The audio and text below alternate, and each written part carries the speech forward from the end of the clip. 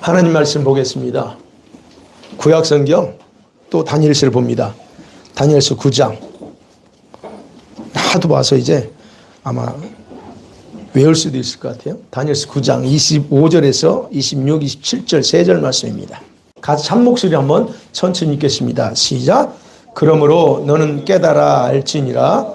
예루살렘을 중건하라는 영이 날 때부터 기름 부음을 받은 자 곧 왕이 일어나기까지 7이레와 62이레가 지날 것이요 그 곤란한 동안에 성이 중건되어 광장과 거리가 세워질 것이며 62이레 후에 기름 부음을 받은 자가 끊어져 없어질 것이며 장차 한 왕의 백성이 와서 그 성읍과 성소를 무너뜨리려니와 그의 마지막은 홍수의 휩쓸림 같을 것이며 또 끝까지 전쟁이 있으리니 황폐할 것이 작정되었느니라. 그가 장차 많은 사람들과 더불어 이 한 일해 동안에 언약을 굳게 맺고 그가 그 일해의 절반에 제사 예물을 금지할 것이며 또 포악하여 가증한 것이 날개를 의지하여 설 것이며 또 이미 정한 종말까지 진노가 황폐하게 하는 자에게 쏟아지리라 하였느니라 하니라. 아멘. 오늘은 재림과 관련돼서 오늘 추수감사절이지만 같이 보려고 합니다. 여러분, 예수님의 신부도 과연 대환란을 통과해야 되는가 하는 거예요. 오늘 말씀은 우리 예수 믿는 사람들이 대환란에 대해서 잘 알지만 대환란은 누가 들어가고 누가 통과되지 않고 되는가 하는 부분인데 같이 한번 나눠서 보려고 합니다. 자, 성경적으로 어제가 무슨 일인 줄 아세요? 어제가 욤키푸르였습니다. 대속죄일이었어요. 대여버터먼트였어요. 그리고 오늘 이번 주 목요일이 무슨 절기일까요? 예, 초막절입니다. 예. 그리고 오늘 우리가 추수감사절로 지금 우리가 예배 드리고 있죠. 자, 여러분 우리 기독교의 추수감사절은 그냥 만들어진 게 아니고요. 성경의 이 절기에 근거해서 지켜지고 있다는 걸 여러분 아시죠? 여러분 성경의 절기 있죠? 이 성경의 절기는 태양력이 아니라 음력에 근거해서 절기가 지켜지고 있죠. 왜냐하면 주님이 그렇게 정하셨기 때문에 그래요. 예. 그래서 시편 104편 19절에서 이렇게 기록하고 있죠. 같이 볼까요? 시작. 여호와께서 달로 절기를 정하시며 해는 그 지는 때를 알도다. 달로 절기를 정했다. 그렇게 말합니다. 예. 그래서 천문학자들이 뭘 연구해요? 태양을 연구하지 않습니다. 이 지구가 어떻게 돌아갈까? 태양을 연구하는 게 아니고 이 달과 하늘에 있는 별들의 움직임을 관측하고 1년이 어떻게 움직이는가를 그렇게 확인하는 거예요. 그러니까 우리는 태양력을 쓰지만 원래는 이 음력 그걸 써야 돼요. 그래서 여기서 말하는 절기라고 하는 것은 하나님의 7대 절기, 히브리 말로 모에드 야훼라는 단어입니다. 여호와의 절기는요. 그러면 모에드라고 하는 히브리 단어, 이 절기들은 모두 다 우리가 만든 게 아니고 하나님이 친히 만드신 것이고 하나님께 속한 거예요. 그리고 그 절기 내용을 보면 하나님이 이렇게 하라 하는 그 지정하신 내용들이 다 나옵니다. 다 절기마다 다르게 나와요. 그러면 절기라고 하는 단어는 아까 모에드라는 단어죠. 넘겨주세요. PPT. 모에드라고 하는 단어 뜻은 그래요. 지정하다 또는 만나다, 소집하다 또는 고정하다라고 하는 뜻이 있어요. 동사로 그렇습니다. 그게 무슨 말이냐면 하나님께서 특별히 이스라엘 백성들에게 지키라고 그 시기를 정해놓은 축제일이 바로 절기입니다. 아무 때나 지키는 게 아니에요. 하라고 한 날, 어떤 날? 음력에 근거해서 정해놓은 날, 그날 지키라는 겁니다. 그러니까 음력이니까 태양력이 왔다 갔다 하는 거예요. 그리고 넓은 의미로 절기 모에드라고 하는 뜻이 뭐냐면 여호와에 의해서 하나님에 의해서 예약된 시간들이에요. 스케줄드 타임입니다. 하나님이 예약한 시간들 또는 하나님과 만나는 어떤 장소들을 나타내는 말이 절기라고 하는 뜻이에요. 그러니까 절기가 하나가 아니죠. 7절기잖아요. 그러니까 복수예요. 그래서 만나는 장소들이라는 뜻입니다. 그렇기 때문에 절기라고 하는 건 뭐냐? 하나님께서 만나겠다고 약속하신 시간이에요. 언제? 이 절기에.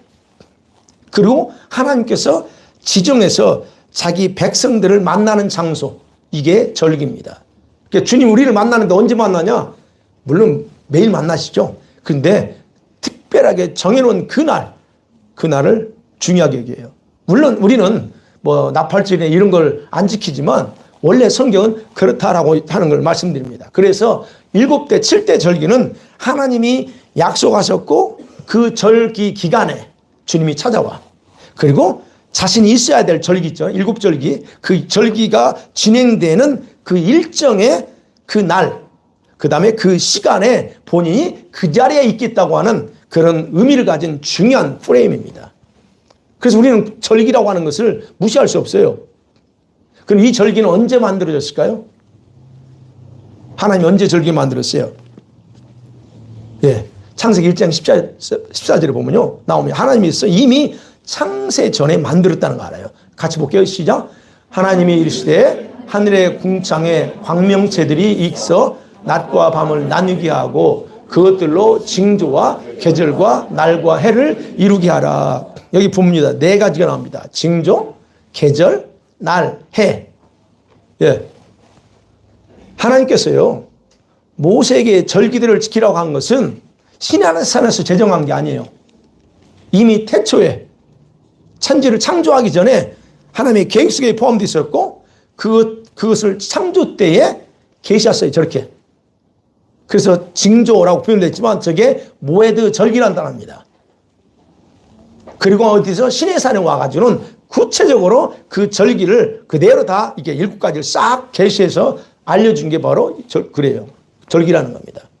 그래서 이 창세기 1장 14절에 저기 사인 징조이죠. 4가지죠. 계절, 날, 해죠. 이 4가지 영역 안에서 신실하신 하나님께서 우리 사람에게 언제 어떻게 만나자고 구체적으로 정해놓으신 스케줄이 7절기입니다. 그런데 특별히 7절기 중에서 추수감사절의 기원이 무슨 절기예요?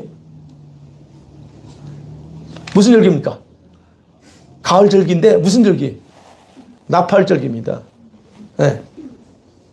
우리가 지키는 지금 추수감사절이요, 이 나팔절기에 근거를 두고요. 그러면 이 나팔절에 가진 의미가 뭐냐는 거예요. 인간편에서 보면 지금 우리가 열매를 가져왔는데 인간편에서 보면 곡식 추수하는 거, 열매를 추수하는 거, 그것에 대한 감사죠. 근데 그 이상이에요. 우리 인간편은 그렇지만 하나님 입장에서는 뭘 하냐면 자신의 성도들 중에서 알곡들로 익은 자들만 추수하는 의미를 가지고 있는 게 그 나팔절 절기의 의미입니다. 중요한 겁니다. 그 의미 속에 뭐가 들었어요? 아무나 그렇지 않는다는 거예요. 익은 자들만 거둔다 하는 겁니다. 그럼 생각해봐요. 하나님 왜 이런 7절기를 만들었을까? 우리가 원하는 대로 하나님, 우리가 그 만나는 장소나 시간을 우리가 정하면 안 돼요? 왜 하나님은 그걸 허락하지 않을까요? 우리가 연도를 정해놓고 날짜를 정해놓고 시간을 정해놓으면 우리에게 더 유리하잖아요? 그죠? 우리하잖아요. 언제든지 우리가 주도권을 가지고 이렇게 날짜를 정하고 시간 정한 다음에 한 명이라도 더 그 약속된 날짜 시간에 참여할 수 있잖아요. 그런데 하나님이 그걸 허용하지 않아요. 왜 그럴까요? 왜 하나님이 이렇게 자신이 딱 7절기로 딱 정해놓고 만나자고 했느냐는 겁니다. 다른 게 아니에요. 여러분, 이 절기는 구원자이신 예수 그리스도께서 이 땅에 어떻게 오시고 그리고 다시 어떻게 재림하실 것에 대한 그분의 일정표가 저 절기에 스케줄이 적어라는 겁니다. 그래서 일정표를 파악을 해야 주님이 언제 어떻게 하는지 다 안다는 얘기예요. 저 속에 다 있더라는 얘기예요. 그래서 우리들로 하여금 너가 정하지 말고 우리들로 하여금 뭐예요? 그 다시 오실 예수 그리스도를 맞이할 준비를 미리 연습시키기 위해서 이걸 지키는 거고 이걸 기억하게 하는 거예요. 네. 그래서 그러잖아요. 나팔절기는 제가 뭐라고 그랬어요? 예수님이 다시 재림하실 예수님의 일정표라 나팔절기 속에 있다 그랬잖아요. 물론 우리는 나팔절기를 안 지킵니다. 우리가 유대인이 아니기 때문에 나팔절기는 지키지 않아도 추수감사절로 지금 지켜요. 그러면 추수감사절로 지킨다고 해서 예수님 일정표가 나팔절기에 없냐? 아니요. 그대로 있어요. 그렇다면 우리는 뭐냐? 이 일정표를 기억하고 주님 맞이할 준비하며 살아가는 게 우리에게는 가장 중요하다는 거예요. 이 절기를 지킬 때마다. 그러니까 추수감사를 지키면서 여러분 감사한 것만 하면 안 돼요. 그죠? 예. 그러면 생각해 볼게요. 우리가 나팔절과 추수감사절을 생각해 봅니다. 추수감사절은 나팔절 근기에 그랬다고 그랬어요. 그러면 나팔절이 어디서 기록되었냐면 레위기 여러분 23장 24절을 보면 이렇게 기록되어 있어요. 7월 1일에 나팔을 불면서 성회로 모이라 그렇게 기록하고 있어요. 나팔을 불면서. 여기서 말하는 7월은 우리가 생각하는 7월 아닙니다. 공식적으로 성경의 유대인들 성경의 공적인 달력으로 7월이에요. 그때가 이스라엘에서는 뉴 이어입니다. 로시 하샤냐. 그래서 지난주 10월 3일 날 새해였어요. 몇 년도 시작될까요? 성경 달력으로 그들은 5780 몇 년이요? 나중에 마지막 자는 5자인데 찾아보세요. 네. 그래서 뉴입니다. 이게 유대인들에게는 지금 새해예요. 우리가 설날이라는 거예요.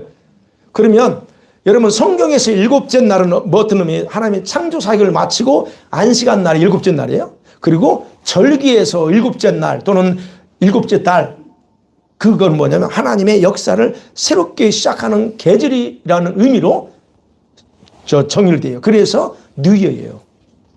네. 이처럼 하나의 시작을 알리는 날에 나팔을 불면서 모여라. 그것이 나팔절이에요.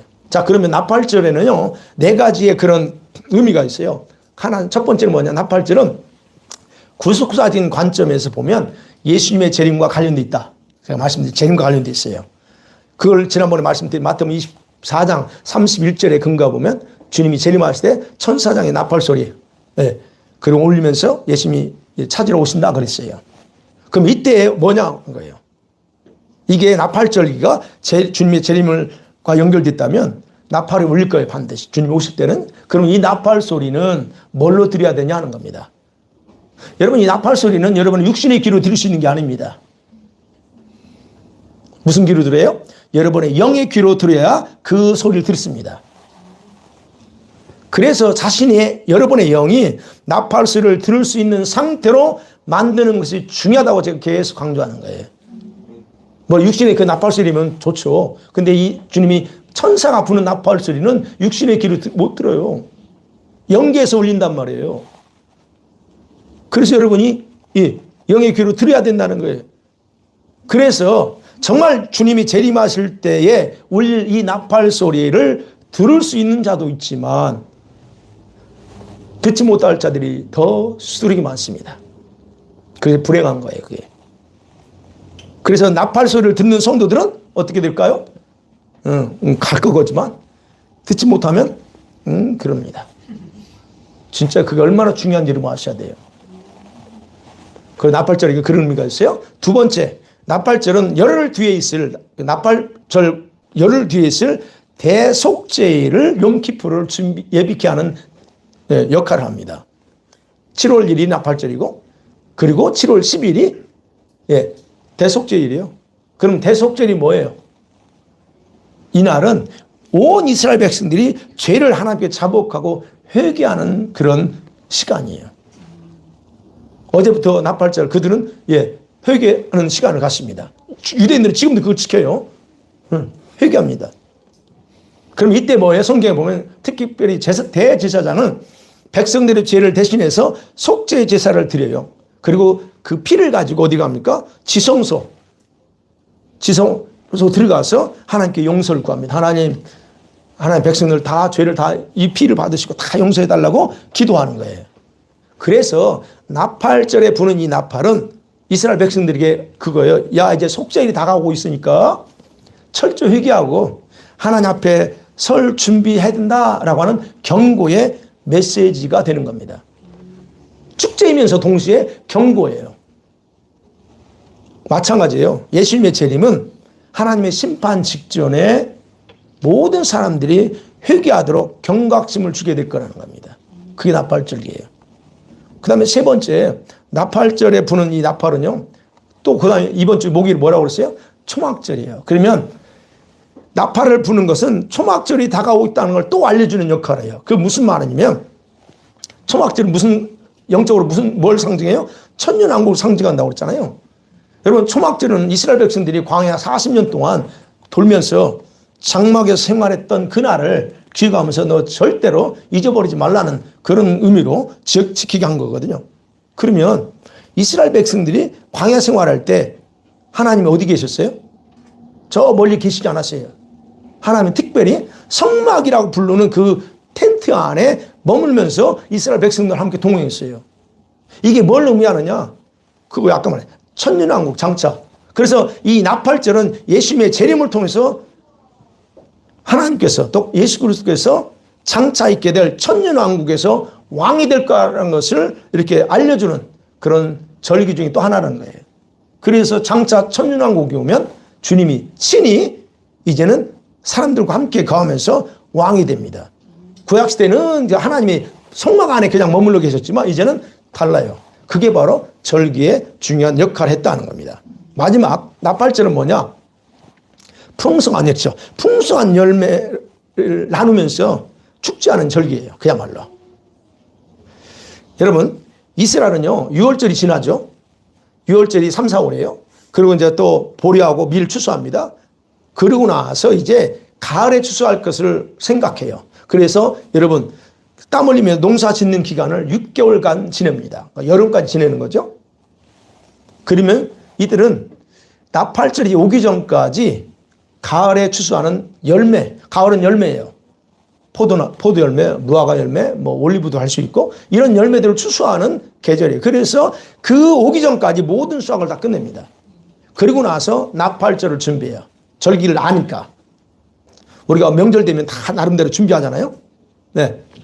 그리고 나팔절이 되면 제사장이 양의 뿔을 가지고 만든 그 나팔 풀을 그러면서 야 뉴이어다 새해가 시작됐다는 걸 알리면서 그러면 어떻게 백성들은 추수한 그런 곡식들 있잖아요. 이거를 다 들고 다는 아니죠. 이제 그 최고의 걸 들고 예루살렘 성벽 올라갑니다. 그리고 그걸 하나님께 바쳐요. 지금처럼 이것처럼 바쳐서 거기서 하나님께 기쁨과 그런 감사의 제사를 드려요. 이거는 축제예요. 그래서 어느 절기보다 이 초막절 때는 넘쳐나요. 풍성합니다. 그리고 제사 자체도 성대하게 치러져요. 이 초막절기에. 바로 이것에 근거해서 우리가 지금 추수감사제를 드리는 거예요. 아시겠죠? 추수감사제. 그래서 옛날 한국에서 기억나세요? 맥주감사절이라고. 그거는 이제 보리추수 때 근거예요. 그래서 그거에 근거해서 드려졌다 하는 거예요. 자, 그렇다고 하면 이게 이제 나팔절과 추수감사절인데 자, 그러면 여러분 우리가 캐나다는 추수감사절을 10월에 드려요. 제가 처음 와가지고 참 낯설더라고요. 추수감사절은 11월에 드려야 되는데 꼭 10월에 드려요. 굉장히 낯설었어요.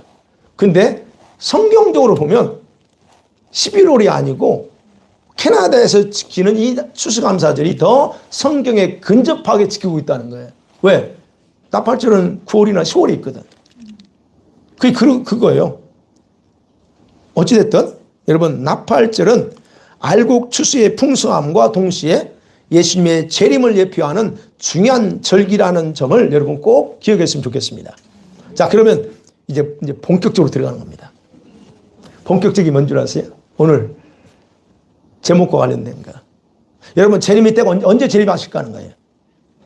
제가 이제 그 지난번에 설교할 때 몇몇 분이 제가한테 물어봤다고 했잖아요. 이런 궁금한 것들. 이거 그런 부분과 관련돼요. 그러면 이 재림의 시기 언제 재림하실 거에 대한 열쇠가 뭐냐는 푸는 열쇠가 뭐냐는 키워드가 있어요. 이와 관련된 여러분 답을 찾을 수 있는 곳은 다른 게 없습니다. 오늘 본문 다니엘서 9장 오늘 같이 읽은 70번의 안식년 속에 그 답이 들어있어요. 다니엘이요.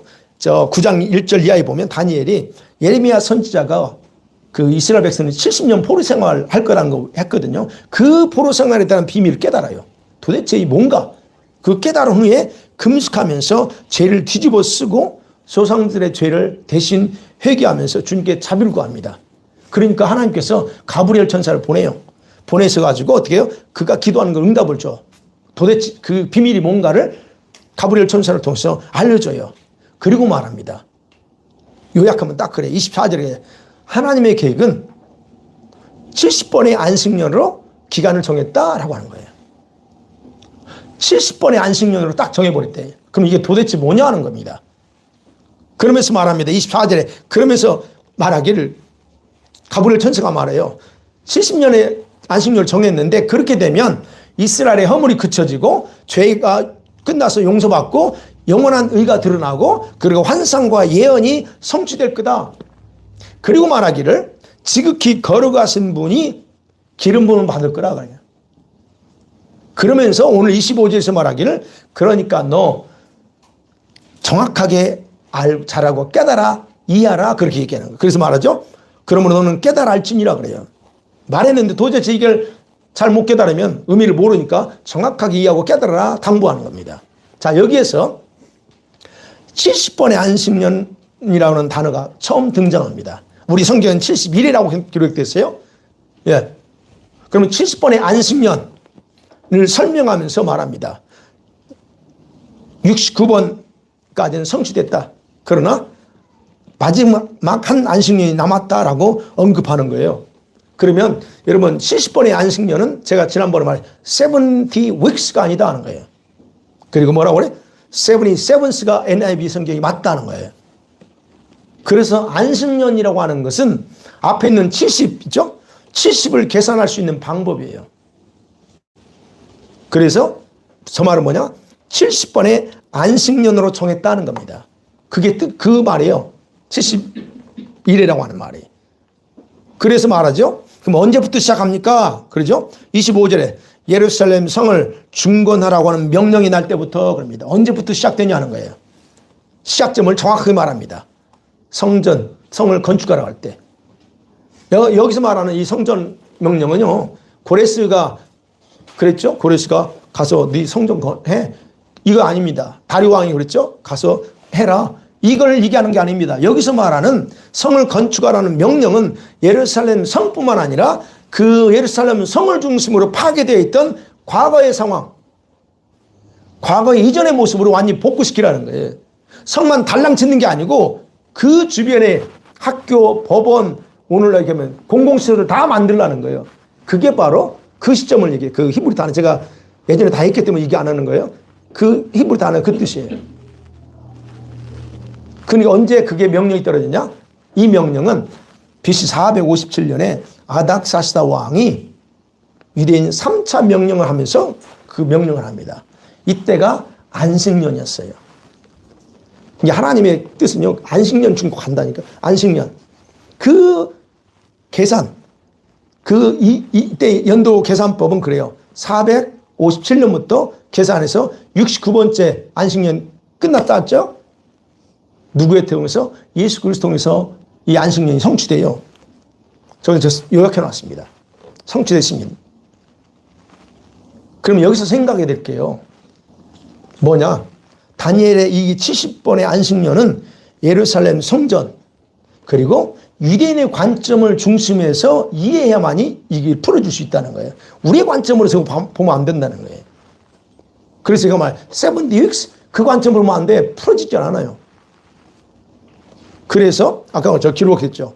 BC 457년에서 69번째 안식년 계산해 보면 AD 26년이에요. 그때 예수님이 돌아가십니다.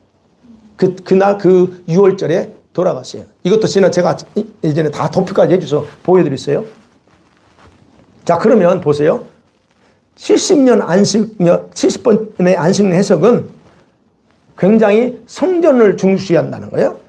그럼 성전은 굉장히 중요합니다. 유대인들에게. 그럼에도 불구하고 왜? 오늘 여기 기록되어 있어요. 26절에 69 안식년 다음에 기름 부분 받는 게 죽어요. 그리고 성전도 다 파괴된다 그래요.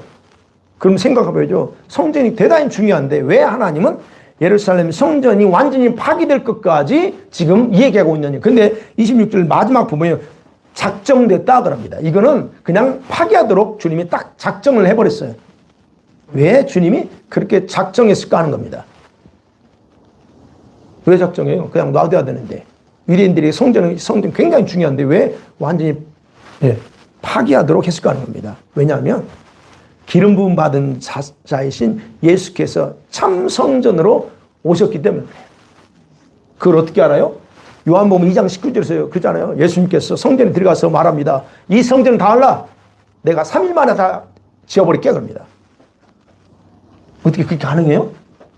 근데 사도 요한이 21절에서 예수님 이 말씀을 이렇게 해석합니다. 그 말은 예수님은 성전된 자기 육체를 가리켜 말씀하신 것이다 라고 해석을 해요. 그 예수님이 진짜 성전으로서 성전의 주인의 실체가 오신 거예요. 네.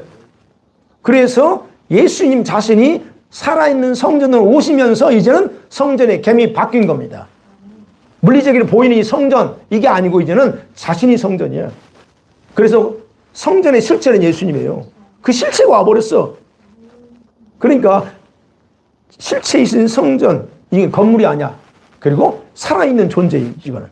그리고 지금은 누가 성전입니까? 저와 여러분이 자체가 성전이잖아요. 그러니까 그때까지 기존했던 존재했던 헤롯 성전 그건 더 이상 있을 수 없는 거예요. 그래서 완전히 초토화시키는 겁니다. 네. 그게 그 26절 말씀이에요. 그러면 보세요. 70년째 70번의 안식년이라고 그랬어요. 그런데 69번까지 다 성취됐는데 그러면 실제 성전이 없으니까 70번을 계산할 수가 없어요. 계산 못합니다. 이거는 성전이 중심으로 계산한다고 그랬죠? 그러면 안 돼. 그러면 왜 생각해야지? 아니 순서대로 하면 예수님 죽은 다음 안식년이 32년이거든요. 그때 성취돼야 되는데 안 되거든요. 마지막이 남아있어요. 왜 하나님은 이 마지막 70년째 안식년을 남겨놓았을까 하는 겁니다. 여러분 다니엘에게 이렇게 계시한 그 70번의 안식년의 내용 속에는요. 이중적인 의미와 이중적인 해석이 적용돼요. 모든 말씀도 마찬가지지만 그게 무슨 말이냐. 문자 그대로 적용되는 거 하면서 동시에 그 예언 속에 담겨진 영적인 의미를 영적으로 해석해야 된다는 얘기예요. 그런데 유대인들이요. 이 다니엘서 이 9장을 읽으면서 이 예언을 읽을 때 그들이 이해가 안 되는 거예요. 뭐가 이해가 안 돼요? 기름 부음 받은 메시아가 등장하다가 죽어요. 메시아가 죽으면 안 돼요. 메시아가 오면 모든 걸 회복하고 영원히 살아야 돼. 근데 기록되기를 뭐래? 메시아가 끊어진대요. 죽는다는 거예요. 그리고 자기들의 성전이 완전히 파괴된대. 이 속에 담겨진 영적인 비밀을 그들은 깨닫지 못한 거예요. 그래서 그들은요, 메시아가 죽는다고 하는 그 개념 자체가 도무지 받아들일 수 없는 거예요. 그래서 이사야 53장, 걔네들 성경 이사야 53장 없어요. 왜? 메시아는 연약한 사람인, 53장 보세요. 연한 순답고. 아니, 메시아가 저렇게 약간 빼지면 안 돼. 그래서 이사야 53장 없어요, 유대인들에게는. 그래, 바로 오늘 말씀도 그래. 메시아가 죽는다? 상상이 안 돼. 그러니까 지금까지 그들은 이미 오신 그 예수, 메시아를 그들은 받아들일 수 없고 인정할 수 없는 겁니다. 이해가 되시죠? 왜 그들이 안 맞는가? 그러면 이제 보죠. 성경이 안식년, 이 안식년은 끝났느냐? 아니요. 역사 흐름 속에서 안식년은 계속 카운트됩니다. 여전히 유대인들은 카운터예요. 지금도 계산을 그렇게 해요. 네. 현재 이스라엘 국가가 탄생했잖아요. 네. 근데 실제 성전이 없어. 국가는 탄생인데 성전이 없어요. 유대인들이 원하는 성전이 없어요. 그러니까 그 성전이 지어지기 전에는 실제 유대인들에게 안식년, 남아있는 안식년 제도는 진행되고 있는 거고, 그리고 70번째 안식년이 계산할 수 없다는 거예요. 예, 성전 주시면 계산하는 거죠. 그래서 유대인들은요, 지금 다니엘서 9장 26절 봤잖아요. 이거 여전히 진행 중이에요. 끝이 안 났어. 그래서 그들은 제3성전, 여러분 너무 잘 아는 제3성전을 다시 재건하려고 몸부림치는 이유가 그거예요. 이들은 반드시 성전이 지어져야만이 이게 완성돼. 그리고 진짜 평화가 온다고 그들은 믿기 때문에 몸부림치는 거예요. 우리가 아는 거 다 준비되어 있잖아요. 붉은 암소도 다 미국에서 가지고 왔어. 근데 성전이 없어.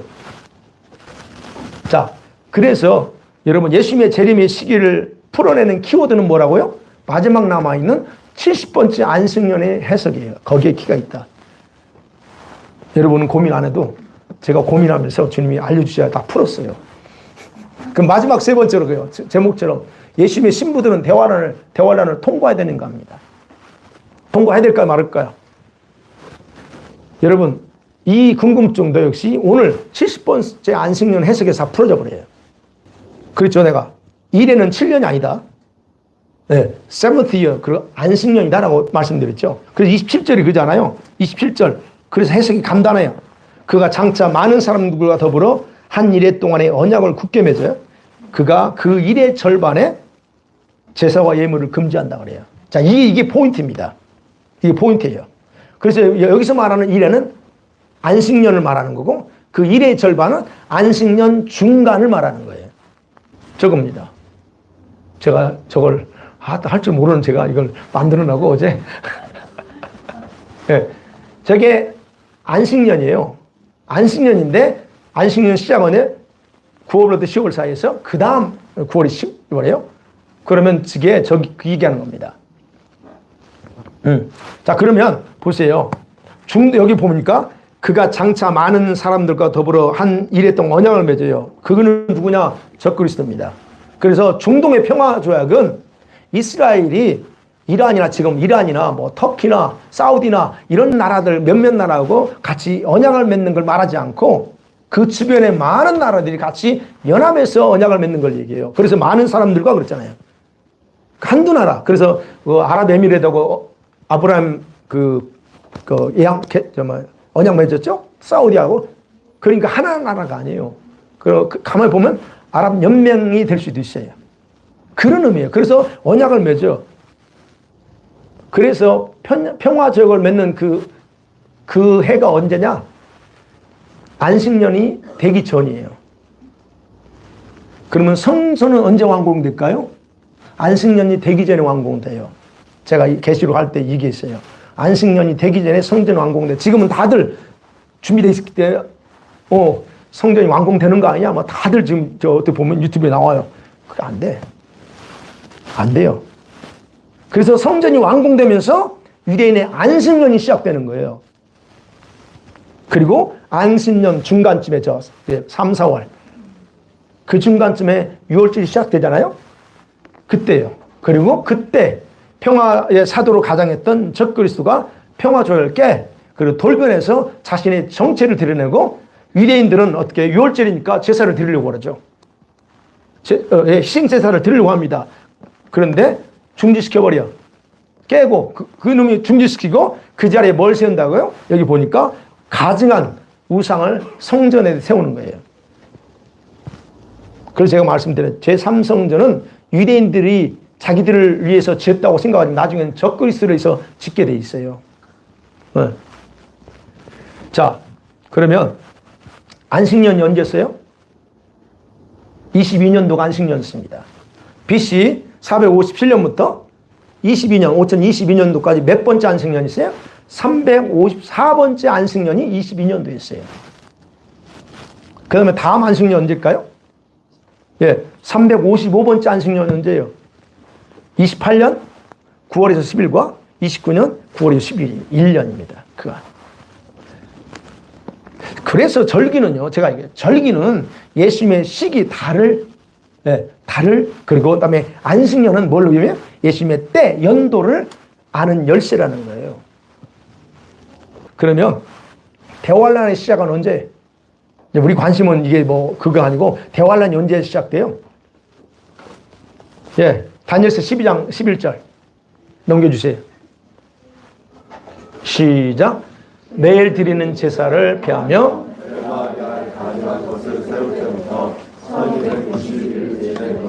그 다음에 마태복음 24장 15절 시작. 그러므로 거룩한 곳에 선 것을 보거든 읽는 자는 깨달을진저. 데살로니가후서 2장 3절 시작. 누가 어떻게 하여도 너희가 미혹되지 말라. 먼저 배교하는 일이 있고 저 불법의 사람 곧 멸망의 아들이 나타나기 전에는 그날이 이르지 아니하리니. 예, 분명히 말합니다. 적그리스도가 그러니까 대환란은 언제부터라고요? 적그리스도가 자기의 정체를 드러내는 그 순간부터 대환란 들어가는 거예요. 그래서 아까 안식년 거기서 안식년 중간이야. 그 시점이 언제인지 몰라요. 날짜 이건 모릅니다. 그러나 어느 시점에 그 시점이 드러나. 그러면 그때부터 그래서 우리는 기억하셔야 돼요. 아직 적그리스도가 지금 활동하고 있지만 어떤 사람이 나야 라고 말하지 않아. 그러나 그때 가면 어떤 녀석이 적그리스도인지 알아. 자기 정체를 드러낸단 말이에요. 바로 그때부터 대환란의 시작이에요. 그게 7년 대환란 없다는 얘기예요. 지금 대환란은 32개월밖에 없어요. 그죠? 그러면 생각해 봐야 돼요. 이때까지 예수님께서는 아직 재림하지 않았어요. 재림 안 하셨습니다. 그러면 이 땅에는 신부들이든 누구든 다 남아있어요. 맞죠? 저와 여러분이 신부를 할지라도 남아있습니다. 그러면 주님은 언제 재림하셔서 신부들을 픽업할까요? 빨리 계산 나와야 돼. 언제? 주님이 재림은 아무 때나 안 한다고 쫙 그랬죠. 절기는, 나팔절기는 주님의 재림을 상징한다. 그 다음에 안식년은 연도를 알려준다. 그건 언제예요? 그렇지. 예수님의 재림은 3, 4월 뭐 이런 식이 아니고 절기의 근거는 가을이요. 9월, 10월 그 사이라는 거예요. 정확한 날짜는 알 수 없지만. 그죠? 그러면 보세요. 적그리스도가 등장해서 자기 정체를 3, 4월에 했어. 나다라고 드러내. 대환란이 시작됐어요. 그러면 여기서 봐야 돼요. 여러분, 환란 전에 휴거돼요? 환란 후에 휴거돼요? 아니면 환란 초예요? 이제 나오네. 정리하셔야 돼요. 그래서 7년 대환란 없다는 거예요. 대환란은 3년 6개월밖에 없어요.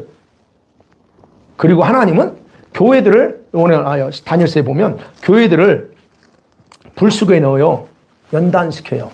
정화시키고 새롭게 하는 기간을 42개월, 3년 6개월로 정했다가 정확하게 기록하고 있어요. 12장에 보면 그러잖아요. 12장에 많은 사람이 12장 10절에 많은 사람이 연단을 받아 남아가지고 남아서 연단 받으려면 받아도 되고 그런 거예요. 그렇게 기록되어 있다는 얘기예요.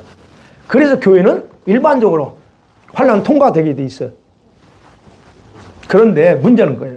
근데 문제 하나님은 이때를 피할 수 있는 방법을 예수님을 통해서 다 가르쳐 줬다는 거예요.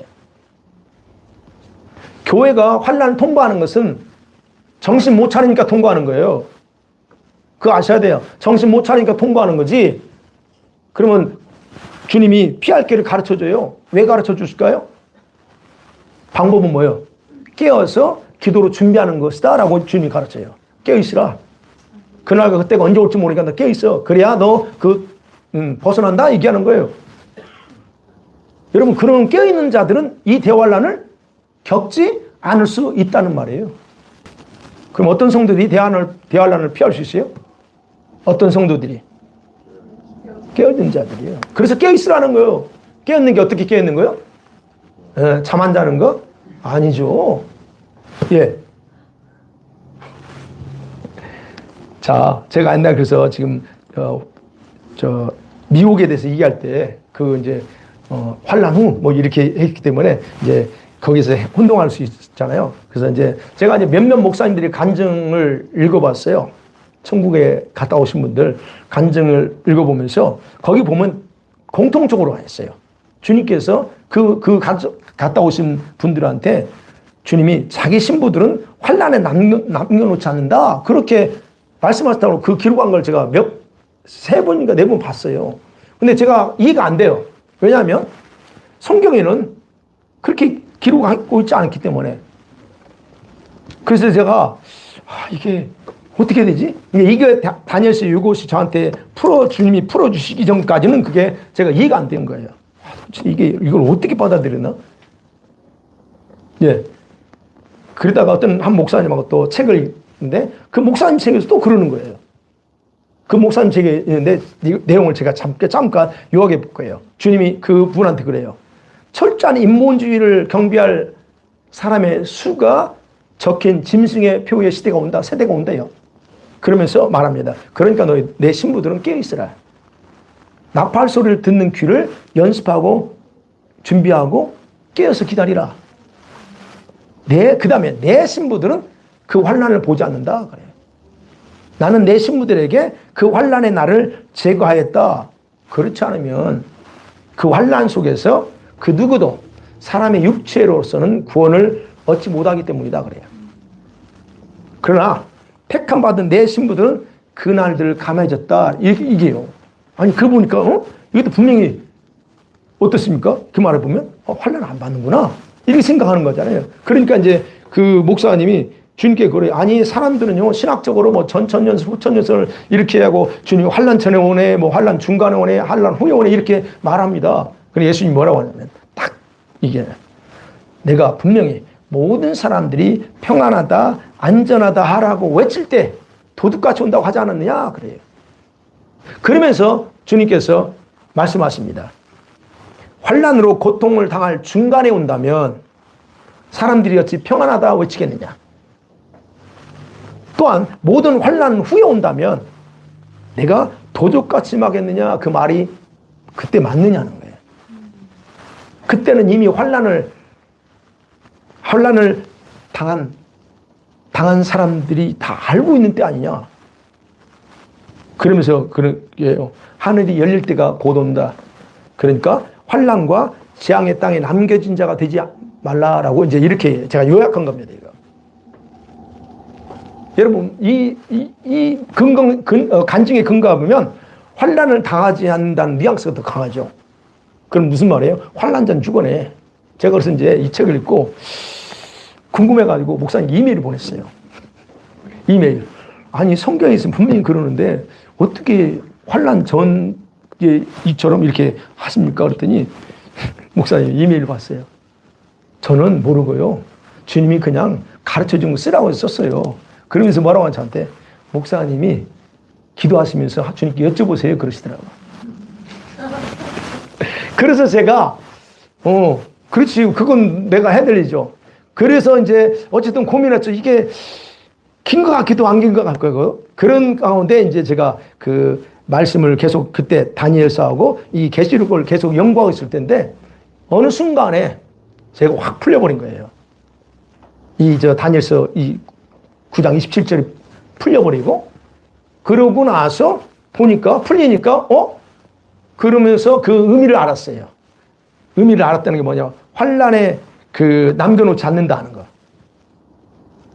그것이 딱 풀어지는 거예요. 여러분 보세요. 우리가 기억해야 될 거는 대환란의 시작은 언제라고요? 적그리스도가 정체를 드러낼 때라고 했어요. 그때부터예요. 그러면 적그리스도는 언제 등장한다고요? 안식년 중간에 등장한다. 그죠? 그리고 같은 안식년이 있는 나팔절 기간에 재림하신다면 환란 중간이도 아니고 환란 후도 아니에요. 환란 초예요. 제가 왜 여기서 이게 아구가 딱 맞아떨어졌냐면 여러분 적그리스도가 정체를 드러내요. 정체를 드러낼 때 초기야. 그렇죠? 초기에 극렬하게 박해하고 극렬하게 핍박을 시작하기 전이라는 거예요. 제가 그 생각이 딱 오는 거예요. 그러잖아요. 우리가 행정명령 내려도 기간을 두고 하잖아요. 언제까지? 유효기간을 딱 줍니다. 그러고 나서 안 하면 이제 효력이 발생한 것처럼 그 생각이 딱 오죠? 그렇게 된다면 위에서 간증하신 그 내용을 보면 주님께서 말씀하신 신부들을 환난에 남겨놓지 않는다는 말씀의 의미를 충분히 제가 이해가 됐어요. 그래서 그구나. 여러분 어떠세요? 저는 그게 정확하게 와닿았어요. 이게 바로 제가 계시록과 다니엘서를 연구하면서 얻은 타임라인이에요. 그러니까 저한테는 연도까지 나와버린 거예요. 다음 연도. 만약에 다음 해가 아니면 뭐 가겠죠. 근데 지금 세상 돌아가는 상황을 볼 때는 이거는 아니다 하는 거야. 자, 어쨌든 이렇게 볼 때 예수님의 재림의 시기는 언젠가가 아니고 굉장히 임박했다고 하는 것을 금방 알 수 있다는 거예요. 네, 말씀 맺어볼게요. 저는 지금 여러분에게 지구 종말이 임박했다는 걸 말하는 게 아닙니다. 지구 종말이 임박한 게 아니고요. 누가 임박했어요? 예수님의 재림이 가까웠다는 걸 말하고 있는 거예요. 네. 그럼 오늘 제가 설교를 들으면서 여러분은 대략 주님이 언제쯤 오실 것 같습니까? 감 잡혀요? 재림의 때가 가깝게 느껴지잖아요? 아니면 10년, 아이고, 한 20년. 어떤 분처럼, 아니야, 내 세대는 아니고. 여러분, 어떻게 느껴지십니까?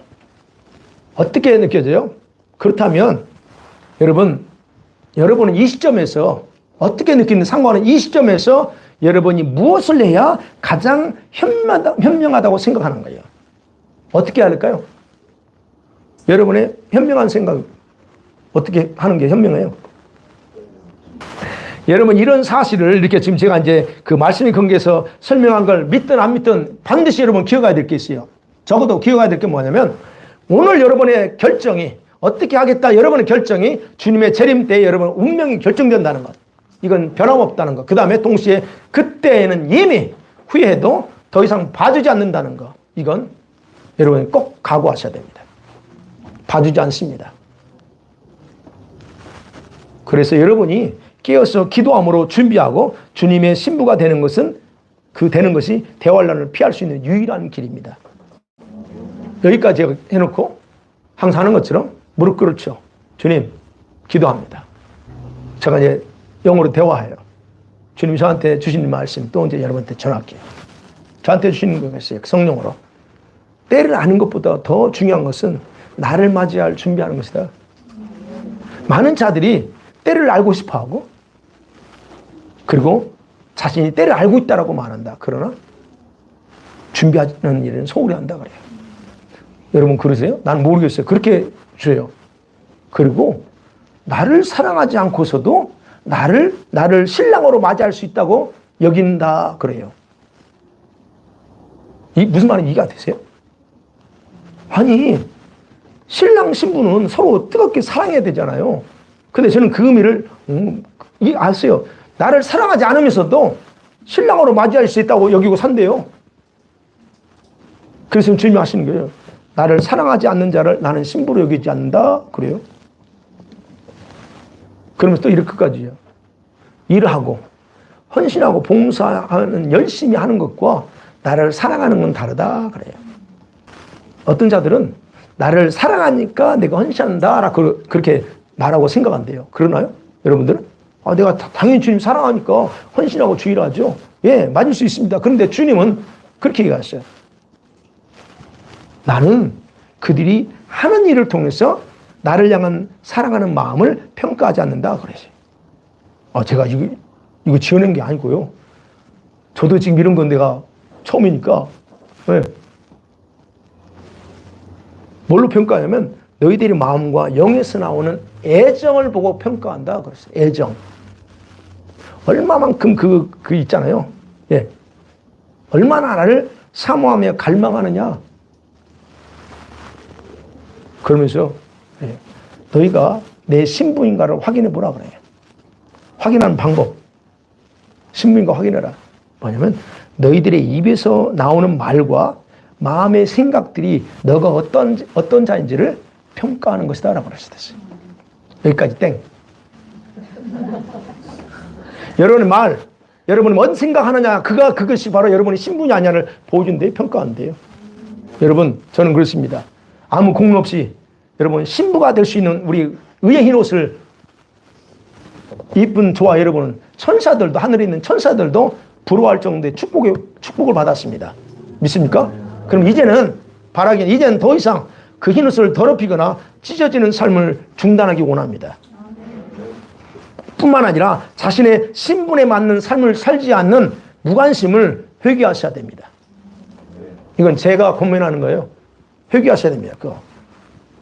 여러분이 대환란이 남느냐 아니냐 관심보다는 얼마나 여러분이 신랑 되신 주님을 사모하고 사랑하는가에 집중하기 바랍니다. 여러분이 많은 일을 하기보다는요, 여러분의 신랑이신 주님만을 더 사랑하기 원한다는 거예요. 그게 최고예요, 제가 보니까.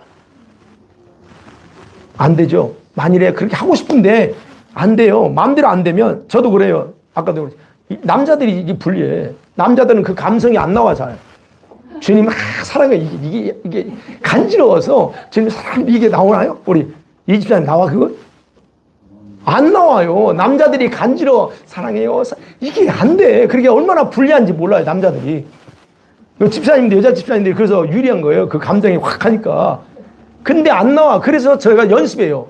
주님 이게 이제 이거더라고. 가슴을 찢는 게 뭐지? 여러분 가슴을 찢는 게 뭐예요? 그런 것처럼 여러분 그 가슴에 그 애정이요. 뭐라고 표현하는데 그게 있더라고. 그래서 내가 항상 고백 하나님 정말 열심히 살아. 그러니까 그게 마음대로 안 되면 뭐냐 간절하게 성령님께 도와달라고 요청하라 그래요. 제가 그렇게 해요. 주님 내가 정말 주님을 더 사랑하고 싶은데 안 돼요. 그러니까 성령님 난 도와달라고 제가 그렇게 기도하거든요. 근데 어느 순간에 막 그게 나오는 거 있죠. 그래서 얼마나 감사한지 몰라요. 얼마든지 가능합니다. 그거 하시라는 거예요. 여러분 간절히 제가 바라기는요. 주님의 신부로 선택받아서 예수 생명교회 공동체를 이룬 여러분 중에서 한 사람도 예외 없이 주님의 재림의 날에 함께 픽업이 되는 축복이 있기를 간절히 축원합니다. 아멘. 기도하십니다.